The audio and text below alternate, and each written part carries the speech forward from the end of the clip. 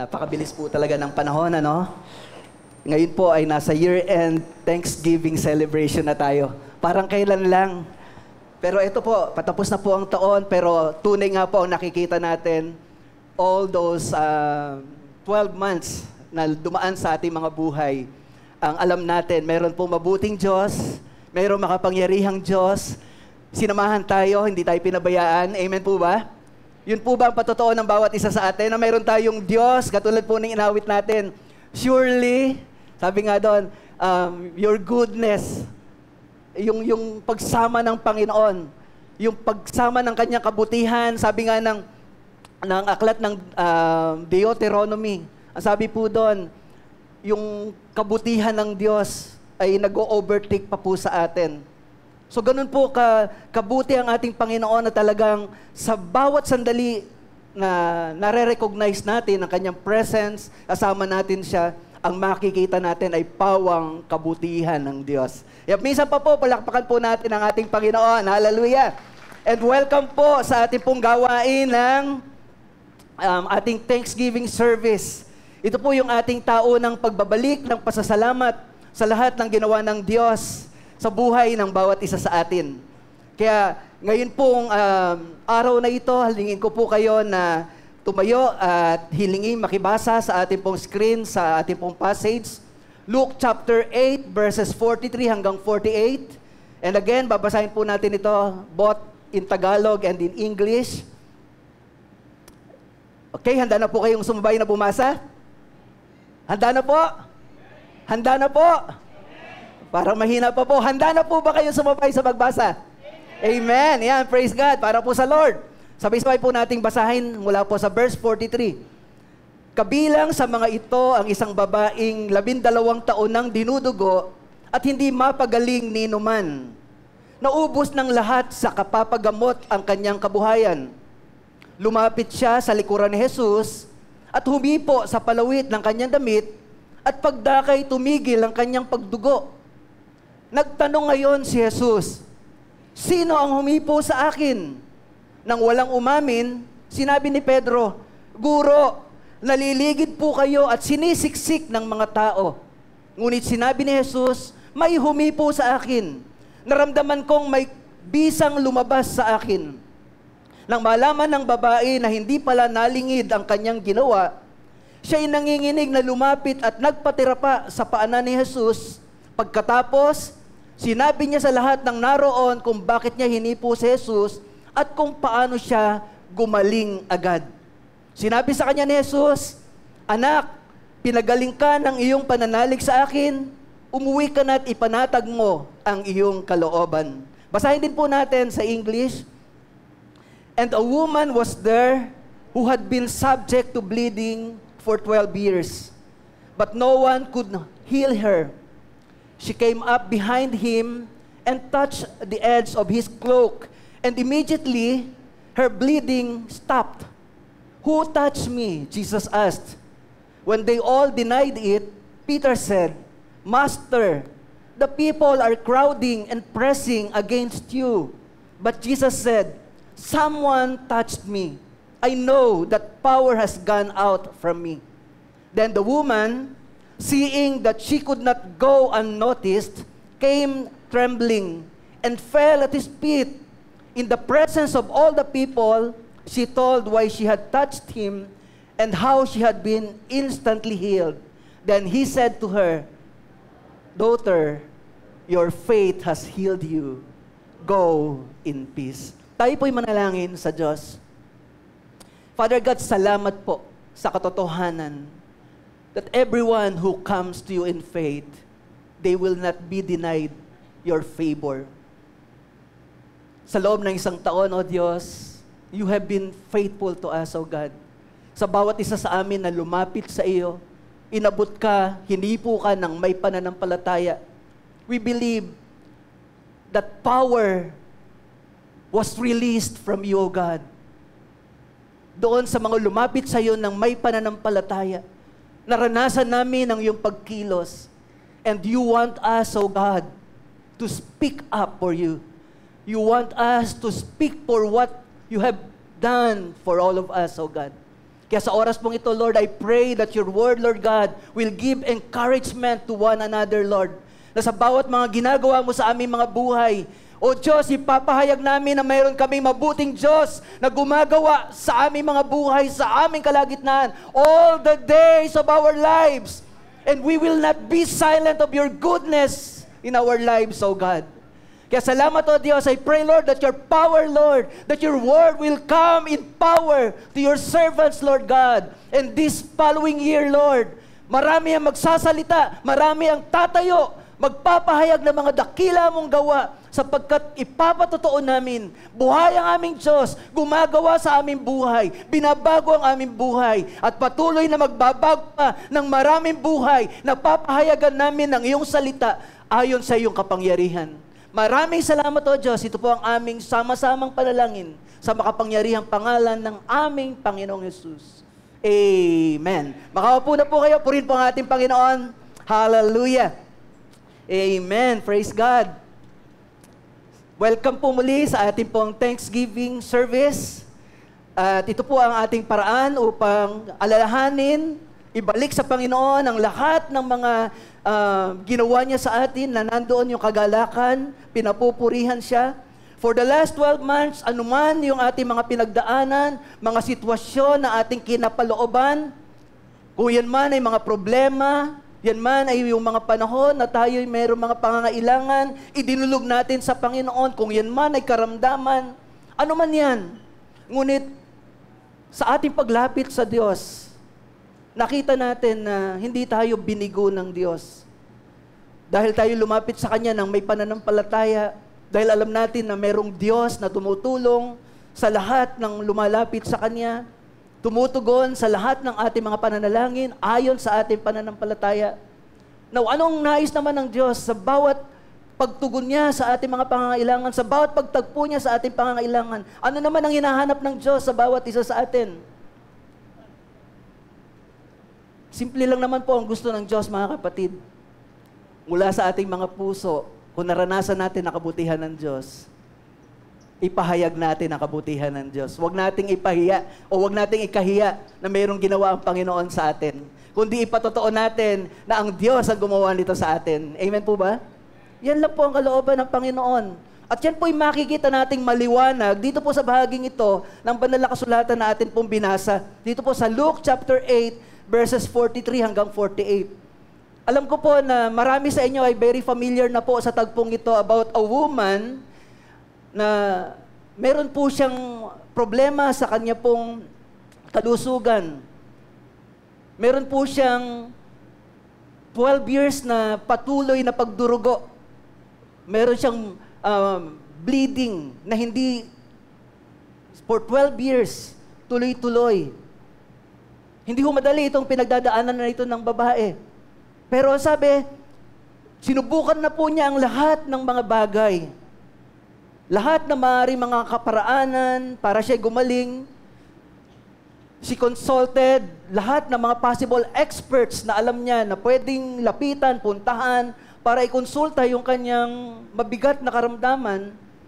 Pero ang sabi nga po, hindi po siya napagaling ng mga taong ito, ng mga eksperto. At dahil po doon sa kanyang mabigat na kalagayan na iniinda niya for 12 long years, ang sabi po ng verse 43, dahil po sa kanyang kalagayan ay halos bankrupt na siya. Sabi nga, may note sa verse 43, naubos ng lahat sa kapapagamot ng kanyang kabuhayan. Bakit? Kasi nga po, walang makapagpagaling sa kanya. Sino man. At totoo naman din po ng mga kapatid, kapag ang isang tao ay mayroong malubhang karamdaman at nais niyang gumaling, gagawin niya ang lahat, tutustusan ang lahat ng kanyang pangangailangan para sa kanyang kalusugan, para lamang siya gumaling. Ang sabi nga po ng iba, pag may karamdaman ka na hindi agad gumagaling, kahit may balon ka ng pera, masasaid din.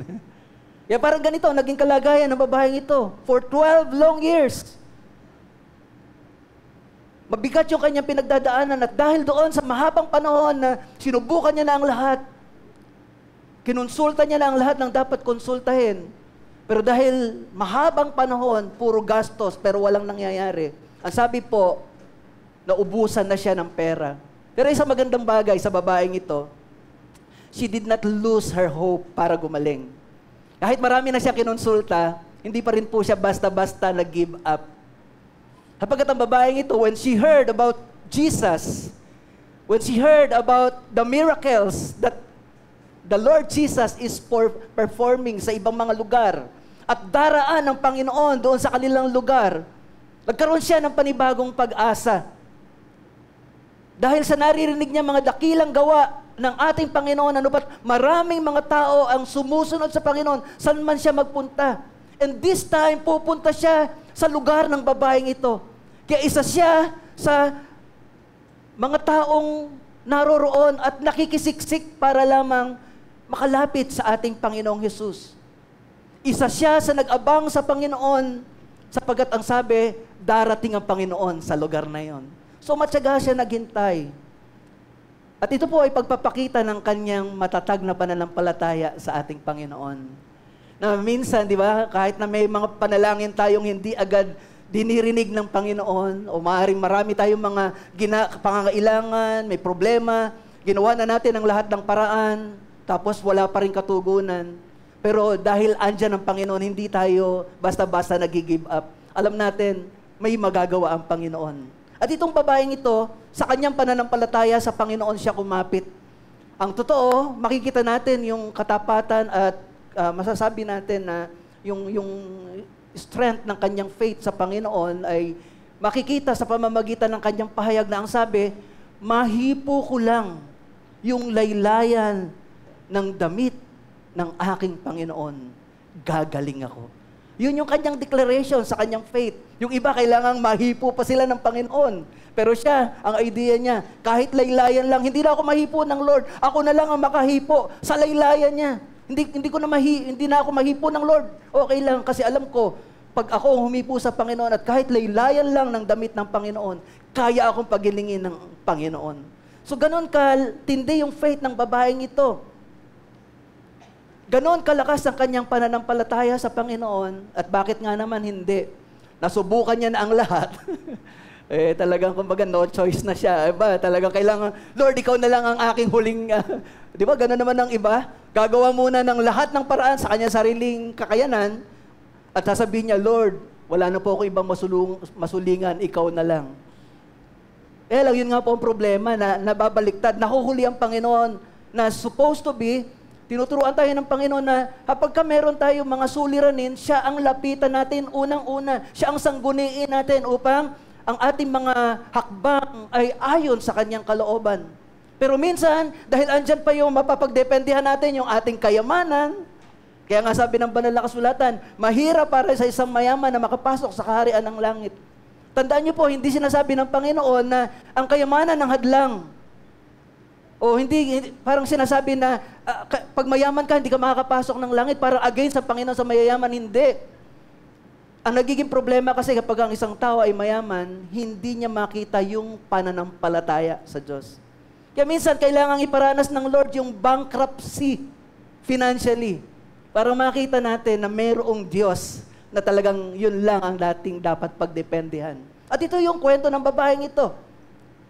Ganon kalakas ang kanyang pananampalataya sa Panginoon dahil sinubukan niya na ang lahat and she failed. At tanging ang alam na lang niya, sa Panginoon siya magtitiwalang lubos. At dahil sa malakas na pananampalatayang ito ng babaeng ito, she was able to hurdle all odds that were against her. Marami pong mga hadlang para makalapit siya ng lubos sa Panginoon. Pero dahil doon sa matatag na pananampalataya niyang ito, lahat ng ito kanyang identify. Ano po ba yung mga hadlang na ito na kung saan nilabanan ng babaeng ito? Kailangan niya itong mapagtagumpayan para lang makalapit sa Panginoon. Dalawang bagay po ang hadlang para makalapit siya sa Panginoon. Number one, ang babaeng ito, she's ceremonially unclean. Kapag sa Biblia po, kapag ikaw ay merong issue ng pagdurugo, ikaw ay kinukonsider na ceremonially unclean. Hindi ka pwedeng ito, yung ganitong pagtitipon natin, kung kayo ay merong menstrual period, hindi kayo pwedeng makisama sa pagtitipon. You are considered unclean ceremonially. Imagine niyo. So ito po yung kalagayan ng babae. The law forbids her to come in crowded places. She had to isolate herself until she is well. At dahil ang kanyang karamdaman ay 12 taon na, so just imagine kung gaano na po siya katagal namumuhay all by herself. Paano niya naranasan yung mabuhay na malayo sa kapatiran? Yun po yung kanyang kalagayan. Also, pangalawa na obstacles na kailangan niyang labanan because of her strong faith in the Lord, she was forbidden socially. Ano ibig sabihin po nito? Hindi lang siya ceremonially unclean. Ikalawa, dahil nga doon sa kanyang kalagayan na siya po ay dinudugo at tuloy-tuloy na pagdurugo yun, hindi lang siya bawal makisalamuha sa mga religious rites. Maging yung palengke, halimbawa sa atin, kung ikaw ay magpupunta ng mall at nalaman na ikaw ay merong issue ng pagdudugo, hindi ho siya pwede makisalamuha sa maraming mga tao. Why? Kasi po, sa kalagayan po niya, ang magiging kalagayan po ay para pong makokontaminate niya o mahahawa niya yung mga malilinis. At kapag ka nakadikit siya doon, na-contact niya yung mga malilinis, yung mga na-contact niya or she come in contact with other person, that person is also considered as ceremonially unclean. Kaya yung mga tao na alam nila na mayroong mga issue ng ganon, hindi nila basta-basta hinihipo. Kahit yung mga patay na hayop, may prohibition ng Bible. Huwag mong basta-basta hipuin yan kasi ceremonially unclean ka. So, pati sa kanila, sa babaeng ito, ganon din po yung kanyang issue. Hindi ka pwedeng basta-basta makisalamuha. Hindi ka lang excluded para doon sa kanilang religious rites. Excluded ka din sa mga crowded places. Pag mamamalengke ka, dapat mag-isa ka lang. Paano kung bibili ka? Ang hirap po.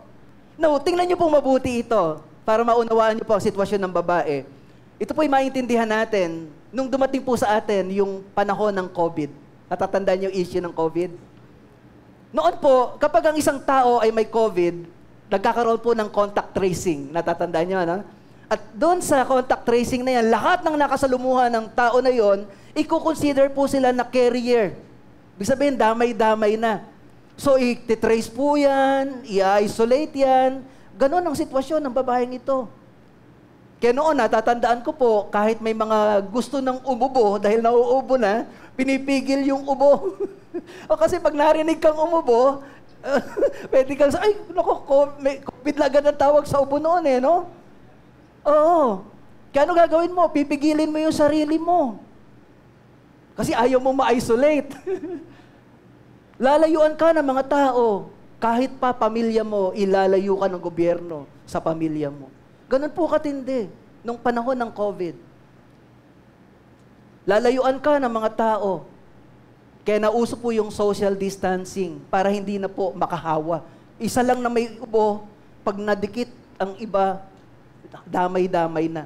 Ganun po ang issue ng babaeng ito. Hindi lamang ceremonially, kundi socially. Ang hirap po ng kanyang kalagayan. Nung natandaan ko po yung aking bayaw, isa po siyang seaman, at siguro natatandaan po ninyo noon na kapag kayong mga galing ka ng ibang bansa, automatic i-quarantine ka eh. Di ba? I-quarantine ka. Maganda naman yung kalagayan nila. Umuwi siya sa Pinas, in-isolate po sila, naka-hotel, kasi nga, seaman eh. So, naka-hotel, tapos, yung pagkain po nila doon sa hotel, dahil nga isolated sila, iiwanan na lang po sa harapan ng pintuan. Hindi na nila nakita kung sino yung nag-serve. Sabihin na lang na may pagkain na doon. Nagkataon po na birthday po niya, kumbaga, dahil 14 days, dinaanan yung birthday niya, hindi siya mabisita ng kanyang mga mahal sa buhay, hindi rin siya nakauwi agad. Siyempre, galing ka sa dagat, Gusto mo, ang unang-una mong gawin ay umuwi sa pamilya mo, pero dahil kay COVID, hindi niya nagawa yon. So, kailangan ng quarantine na 14 days. So, nung malaman ng kanyang pamilya na siya'y nandun sa hotel, araw-araw pumupunta po dun sa hotel. Yung aking bayaw, nakikita yung kanyang mga mahal sa buhay nandun sa pamamagitan ng bintana, kaway-kaway sila dun sa bintana. Nasa labas ng hotel yung kanyang mahal sa buhay. Siya naman ay nandun, isolated sa hotel. Nag-birthday siya, dun na din sa hotel. Pero hindi niya nakasalamuhan, hindi niya nakasama yung kanyang mga mahal sa buhay. Ang hirap po, no? Well, ang magandang bagay nito, 14 days lang siya na nahiwalay sa kanyang mga mahal sa buhay. Pero isipin niyo po, bakit ko po ipinopoint out ito? Napakahirap na sitwasyon ng babae for 12 long years. Hindi siya kailangang umattend sa mga religious rites. Denied sa kanya yung mga social gatherings dahil doon sa kanyang karamdaman. Ang hirap. Kaya naman, doon sa ganong kalagayan, nabuo yung isang matibay na pananampalataya. Kailangang gumaling ako. Pero para gumaling ako, kailangan makalapit ako sa Panginoon. Eh, problema, paano ko makakalapit sa Panginoon? Kung malaman ng mga tao na ako ay marumi, na ako ay may bleeding, hindi ako pwedeng lumapit sa Lord. Hindi niya sinabi. Kailangan niyang i-defy yung katotohanan na yun. Kailangan niya hindi pa alam sa mga tao na meron siyang issue. Kaya by faith, kailangan mahipo ko ang Lord. Grabe po yung pinagdaanan ng babaeng ito.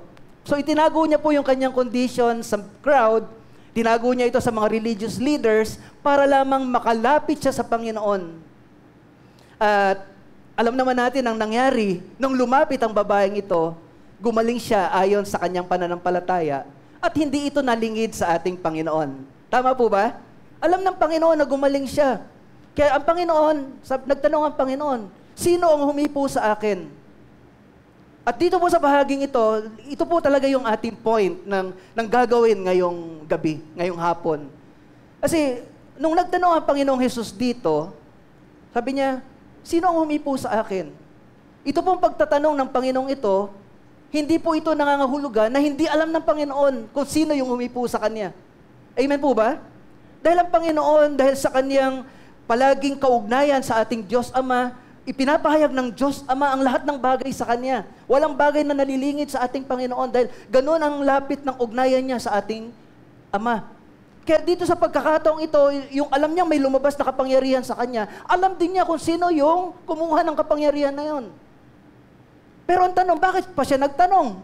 Kung alam niya na may lumabas sa Kanya at kung sino itong nagkaroon ng yung gumaling, bakit gusto niya pang malaman kung sino yung gumaling. Kung alam niya, bakit nagtanong pa siya, sino ang humipo sa Kanya? Kaya mismo yung mga alagad, hindi rin po nila agad naunawaan ang naisiparating ng Panginoon ng sitwasyon na yon. Kasi nagtanong siya eh. Sabi ng Panginoon, sino ang humipo sa akin? Sa verse 45. At nung walang umamin, sabi ni Pedro, Guro, naliligid po kayo ng marami mga tao. Kaya tama lang, talagang nabubunggo ka, nasisiksik ka. Eh, syempre po, crowded. Talagang totoo naman yun. Pero, ito maganda mga kapatid sa Panginoon. Lahat ng mga lumalapit sa Panginoon ng may pananampalataya, alam niya na nahihipo siya ng lumalapit sa Kanya. Andiyan po ba kayo? Lahat lamang ng lumalapit sa Panginoon ng may pananampalataya, alam ng Panginoon na hinihipo siya.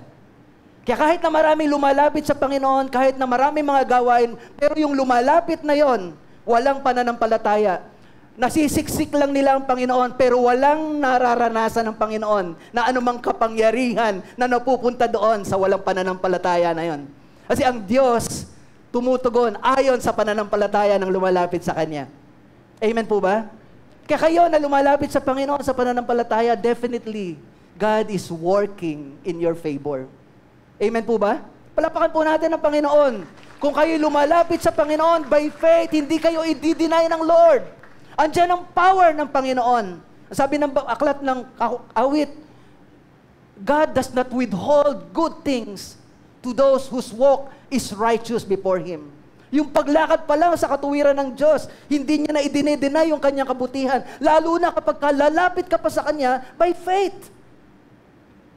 Kaya itong babaeng ito, nung nagtanong ang Panginoon, sino ang humipo sa akin? Sabi ng mga alagad, Guro, naliligid po kayo at sinisiksik ng mga tao. Sabi ng Panginoon sa verse 46, hindi, may humipo sa akin. Naramdaman kong may bisang lumabas sa akin.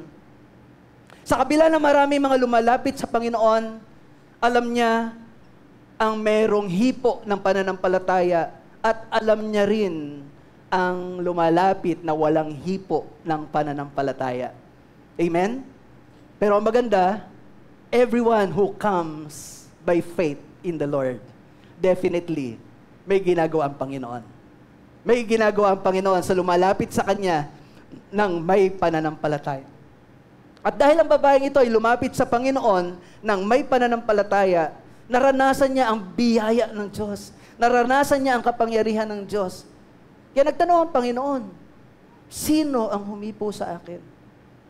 Bakit kailangan nga pang malaman? Bakit ba nagtanong pa ang Panginoon? Alam niyo po kung bakit nagtanong ang Panginoon? Bakit niya tinanong, sino ang humipo sa akin? Nais ng Panginoon na sa bawat nakakaranas ng kanyang hipo, at tulad sa babaeng ito, the Lord wants the woman to speak out kung ano ang ginawa ng Panginoon sa kanya. Ayaw, kumbaga, pwede naman manatili na lang siyang tahimik, but the Lord doesn't want this woman to just keep to herself kung ano yung naranasan niya. Gusto ng Panginoon, ito pala yung kalooban ng Diyos, na ano man yung nararanasan natin mula sa Kanya, sa ating mga buhay. Gusto pala ng Panginoon na pahayag natin yon. Amen po ba? So, dun po sa katotohanan ito, dito po natin ibabatay yung ating sama-samang pagpapasalamat sa Panginoon ngayong gabi.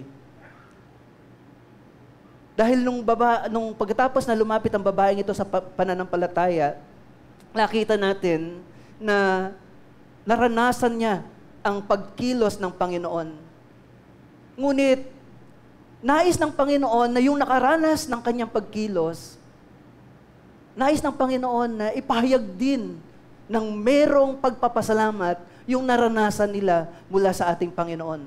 Meron kasing ibang mga tao na sa sobrang overwhelmed ng ginawa ng Diyos sa kanilang buhay, ay nakakalimutan na ang magbalik ng pasasalamat sa Panginoon.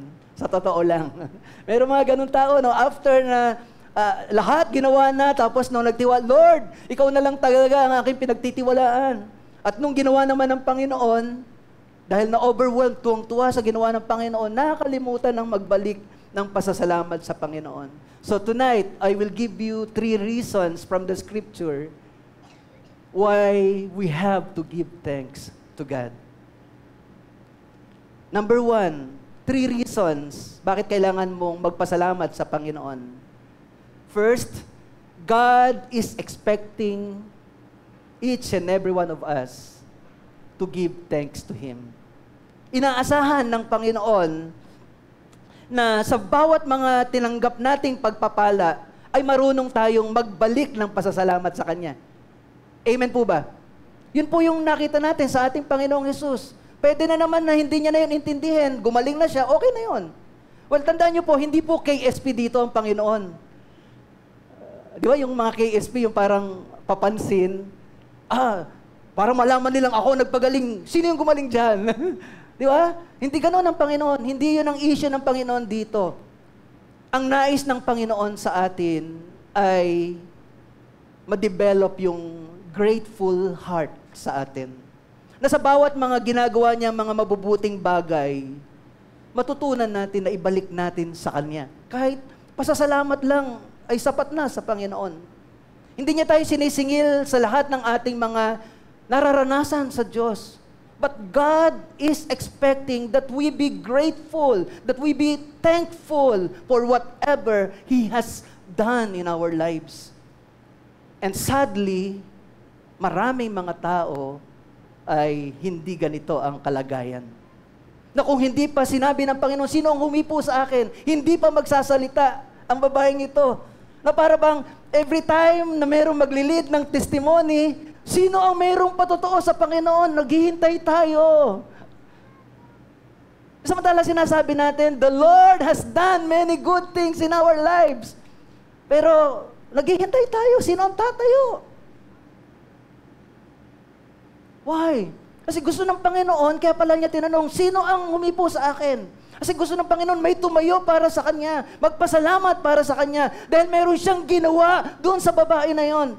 Kung yung iba walang naranasan dahil sa kanilang pananampalataya, at least merong tatayong may pananampalataya na merong ginawa ang Diyos na ipapatotoo, ito ang ginawa ng Diyos sa akin dahil ako'y nanampalataya sa Kanya. Paano kung tatahimik tayo? How will they know that our God is a powerful God? Andiyan po ba kayo? So God is expecting from us that we who receive favor from Him should speak out for Him in faith. Andiyan po ba kayo? Yan po yung ating Diyos. Hindi po siya KSP. Pero gusto niya lang i-develop sa atin yung heart of thankfulness. Yung pagiging grateful sa ating Panginoon. Now, I understand na minsan talagang hindi po nagkakaroon ng pagkakataon na tumayo kahit na may ginawa ang Diyos. Ang dalawang reason, actually pareho naman to eh. Kaya lang, in some degree, hiya at saka takot. Di ba? Minsan, nahihiya tayo kahit na may ginawa ang Diyos, pero nahihiya tayo to speak out kung ano ginawa ng Panginoon. Sabi nga dito, sabi ng Bible, natatakot, nanginginig nga siya eh. Kasi nagtanong ang Panginoon, sino? Kasi nagtanong ang Panginoon, sino humipo sa akin? Wala pa rin umiimik. Hindi, may humipo sa akin. Kaya nanginginig na siya lumapit sa Lord. Nahihiya siya. Bakit ko ba hindi inamin agad? Kasi minsan nauunahan tayo ng takot. Di po ba? Hindi sa ayaw natin, kaya lang, gusto ng Lord na ma-break yung hiya. Gusto ng Lord na ma-break yung takot. Why? Because God is expecting from us that we give back sa mga ginagawa niya sa atin. Andyan po ba kayo? At minsan, marami pong mga tao ay ganon. Natatakot. At siyempre, ang isang dahilan din kung bakit ang babaeng ito ay natatakot, mabibisto siya. Siya pala ay may dugo, may issue ng dugo, tapos nakisalamuha siya sa maraming mga tao. Kung magko-contact tracing, damay na ang lahat. Ay, natatakot siya. Pero salamat, pinagaling siya ng Lord. Kapag ka nag-contact tracing, lahat sila, wala nang issue. Kasi yung source, pinagaling na ng Panginoon. Amen? Palakpakan po natin ng Lord. Ganon ang ginawa ng Lord sa issue ng kasalanan. Di ba? Tayong lahat nadamay kay Adan, pero lahat ng lumalapit sa Lord by faith, wala nang issue ng kasalanan kay Adan. Kasi lahat ng naka-issue kay Adan, mamamatay. Pero lahat ng nakakonect sa Panginoon, mabubuhay. Yan, sino mang humipo sa Lord, binuhay na. Amen? Kasi hindi maapektuhan ng kasalanan ng ating Panginoon. So yun po yung naging kalagayan. At minsan, we understand na minsan natatakot tayo, but mga kapatid sa Panginoon, huwag mangibabaw ang takot. Tumayo kayo kung may ginawang mabuti ang Panginoon sa inyo. Speak out for the Lord. Huwag niyong ikahiya ang ginawa ng Panginoon sa inyo. Amen po ba? Yun po yung unang point. Number 2, it is a good thing to give thanks to God. Second reason. Sabi po ng Psalms 92 verse 1, it is good to praise the Lord and make music to your name, O Lord. Pero yung unang part na sabi, it is good to praise the Lord. Sa Tagalog, magandang pagkakasabi, ang magpasalamat sa Panginoong Diyos ay mabuting bagay. So yung magpasalamat pala sa Panginoon ay mabuting bagay. So, bakit natin kailangang magpasalamat? Kasi kapag tayo nagpapasalamat, ang ginagawa natin ay isang mabuting bagay. So yun po yung second reason. At para magawa po itong pagpapasalamat sa Panginoon, katulad ng ginawa ng babae, kung mabuti ang magpasalamat sa Panginoon, kailangan labanan natin yung takot. Katulad ng ginawa ng babae. Labanan natin yung hiya para tayo'y makapagpatotoo para sa Panginoon. Amen po ba? Kaya mamaya po, pag nag-lead po sila dito, huwag kayong pangunahan ng hiya. Pag nagtanong, sino ang humipo sa akin? Lahat na nakaranas ng hipo ng Lord, lahat ng mga ginawa ng Lord sa inyo, tumayo kayo, ano man yun, ipahayag nyo. Bakit? Ang magpasalamat sa Panginoon ay mabuting bagay. So huwag kayong matakot, and also, do it intentionally. Kumbaga, kung gusto mo magpatotoo, pero nahihiya ka, i-decide mo talaga sa puso mo, hindi ako pwedeng hindi magsalita para sa aking Diyos. Napakabuti ng aking Diyos para ikahiya ko siya. papasalamatan ko siya. Bakit? Ang sabi ng Psalms 92 verse 1, ang magpasalamat sa Diyos ay isang mabuting bagay. So ano ikakahiya mo sa pagpapasalamat sa Panginoon? Eh ginagawa mo pala ay mabuti. Yung pagsisinungaling nga, nagagawa natin di ba? Yung magsinungaling ay masama, nagsisinungaling. Eh how much more to speak out for the Lord because of His goodness? Di ba napakagandang encouragement na mabuti pala ang magpasalamat sa Lord. So wag mo ikahiya ang mga ginagawa ng Panginoon sa iyo. Andyan po ba kayo? Amen. Katulad po nung 10 ketongin. Alam ng Lord na 10 ang pinagaling niya at 10 ang hinahanap niyang magbalik ng pasasalamat sa Kanya. Pero ayon sa kwento, ilan po ang bumalik? Out of the 10, isa lang ang bumalik. At ginawa ito nung taong ito, intentional. Kasi sabi ng Panginoon, sige, nung lumapit sila at humingi ng pagpapagaling ng Panginoon, hindi sila instantly pinagaling ng Lord. Ang sabi niya, sige, humayo na kayo at magpakita kayo sa mga religious leaders. Kasi ang purpose, kapag sila gumaling, yung religious leaders magbibigay po ng clearance para pwede na silang makisalamuha ceremonially and socially. Kaya pag nalaman nilang sila ay magaling, pupunta po sila sa religious leaders at magre-release po ang religious leaders ng clearance. O pwede na kayong makisalamuha sa inyong mga brethren. Nung naglalakad po sila, nakita nila, unti-unti, yung isa gumaling, tuto, ay gumaling na ako, nagmamadali, punta kay saserdote. Yung pangalawa din, yung pangatlo, hanggang 9 yung gumaling, at pati yung pang-10 gumaling din. Lahat sila dali-dali pumunta doon, pero may nakaalalang isa, teka muna, yung nilapitan namin na nagpagaling sa amin, siya yung dahilan kaya kami gumaling. So, buwelta agad siya, Lord, thank you, pinagaling mo ako. Sabi ng Lord, di ba 10 kayong gumaling? Nasaan yung iba? Di ba pinagpala ako kayo na 1 taon? Nasaan yung iba? Bakit hindi nagpapasalamat sa akin? Parang ganun no? Parang ganun na sinasabi ng Lord. Why? Kasi nais ng Lord na makita natin sa ating buhay, it is a good thing to give thanks to the Lord. So kung mabuti ang magpasalamat sa Panginoon, dapat ginagawa natin ito. Kasi pangatlo, at panghuli, bakit kailangan natin magpasalamat sa Panginoon? Because giving thanks should be our lifestyle as Christians. Dapat buhay natin. Buhay natin ang maging mapagpasalamat. Maliit man o malaking bagay, pag meron kang mata ng pananampalataya, makikita mo ang ginagawa ng Diyos sa lahat ng sitwasyon. That eyes of faith can see what the naked eye cannot see. Kaya nga, sabi ng banal na kasulatan, walk by faith and not by sight. Ibig sabihin, kapag tayo mayroong pananampalataya, ang unang-unang makikita natin na mga bagay na dapat nating ipagpasalamat sa Lord is yung spiritual blessing. Kaya yung first chapter ng Ephesians, do sa verse 3, ang sabi, give thanks to God, the Father of our Lord Jesus, for He has given us all spiritual blessings. So kapag tayo ay maghanap ng mga bagay na ipagpapasalamat natin sa Panginoon, kahit hindi pa tayo tumingin sa mga material na bagay, there are so many things that we can thank for spiritually. Ano yun? God has chosen us in Jesus. Makasalanan tayo, pero pinili tayo ng Diyos para hindi tayo mapahamak. Dahil kay Jesus. So, yun ay isang bagay na pwede na natin ipagpasalamat.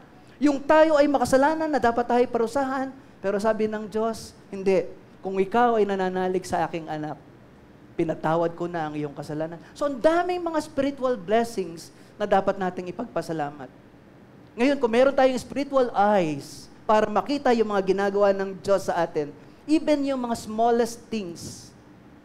Di ba, minsan may naririnig tayong blessing in disguise. Di ba, nasasabi natin yon na minsan, alam mo, nagkamali ka, pero yung pagkakamali mo, ay maganda ang nangyari. Kasi nga doon sinasabi ng Lord, na yung paraan ng tao, ay hindi katulad ng paraan ng Diyos. Na yung minsan, parang pagkakamali ng tao, pwedeng pagpapala ng Diyos sa tingin niya, pagkakamali niya. Amen po ba? Kaya nga doon sa ating pong team for this year, in the fullness of time. Ngunit dumating ang takdang panahon, isinugo ng Diyos ang kanyang anak, isinilang ng isang babae, namuhay sa ilalim ng kautusan, upang palayain yaong lahat ng nasa ilalim ng kautusan. Sa gayon, tayo'y mabibilang na mga anak ng Diyos. Bakit? Bakit sinabi na in the fullness of time? Kasi yung ating Diyos, kumikilos siya ayon sa kanyang oras, ayon sa kanyang kaparaanan. At pag nakita natin ang oras ng Panginoon, naunawaan natin ang kalooban ng Diyos, masasabi natin, God moves according doon sa kanyang perfect na kaparaanan. Pero pag wala tayong pananampalataya, sasabihin natin, ang bagal naman ng Diyos, it took Him 4,000 years para dumating ang ating Panginoon. Pwede naman nung nagkasala si Eva at saka si Adan, right away gumawa ang Panginoon ng plano. Hindi. Iba ang oras ng Panginoon, iba ang plano ng Panginoon. But with the eyes of faith, makikita natin ang lahat ng ito. Kaya nga po, tayo bilang mga anak ng Diyos, dahil dapat lifestyle natin ang pagpapasalamat. Ano po sabi ng Thessalonians chapter 5, verse 18? Give thanks to God in all circumstances, for this is God's will for you in Jesus Christ. Sa Tagalog, ipagpasalamat ninyo sa pangalan ni Kristo ang lahat ng pangyayari. So hindi lamang ilang pangyayari, hindi lamang yung mga magandang pangyayari, kundi ang sabi, in everything, give thanks. Anumang circumstances yan, tingnan natin ang kilos ng Diyos para tayo ay matutong mapagpasalamat. Si Job ay mayroon din ganyang karanasan. Sabi niya po sa Job chapter 2 verse 10, sabi ni Job, he replied, "You are talking like a foolish woman." Sapagkat yung kanyang asawa, sabi niya, lahat na lang ng ibinigay sa iyo ng Diyos na pinaglilingkuran mo ay puro kamalasan. Kasama na ako doon, minalas ako sa buhay mo dahil nadikit ako sa iyo. Naubos ang lahat ng ari-arian natin, namatay ang ating mga anak, at nadamay pa ako. Kaya, mag-isa ka na lang. Iiwanan na kita. Sumpain mo na din yung Diyos mo. Ayoko madamay sa kamalasan ko. Anong sagot ni Job? You are talking like a foolish woman. Shall we accept good from God and not trouble? At ang maganda, sabi po ng huling bahagi ng verse, in all this, Job did not sin in what he said. Sa Tagalog, hindi mo nalalaman ang iyong sinasabi. Kaginhawahan lang ba ang tatanggapin mo sa Diyos at hindi pati kahirapan? Sa kabila ng nangyari sa kanya, hindi rin nagkasala si Job kahit sa salita. Kaya mga kapatid sa Panginoon, I think sapat na ito para magkaroon tayo ng encouragement sa bawat isa. From the Word of God, to be thankful to our God. Na tinanong niya ang babae, at tinanong niya ang mga nakapaligid sa kanya, mga alagad, at sinabi niya, sino ang humipo sa akin? Hindi dahil hindi niya alam, kundi nais ng Panginoon na maging mapagpasalamat tayo. Dahil yung pagiging mapagpasalamat ay isang mabuting bagay. At ang pagiging mapagpasalamat, ugali ng mga anak ng Diyos na nakakaranas ng kabutihan ng Diyos. Amen? Kaya ngayon pong oras na to, nililimatahan natin every week ang atin pong mga tumatayo. Pero this time, para tayong popcorn, ano man ang gusto nyo ipahayag, pangungunahan tayo nila Ate Letty sa gawain na ito. Hayaan natin na ang gabing ito ay maging festival ng ating pagpapasalamat sa Panginoon. Because truly, God deserves all the glory and praises. Palakpakan po natin ang Lord. Amen. God bless po.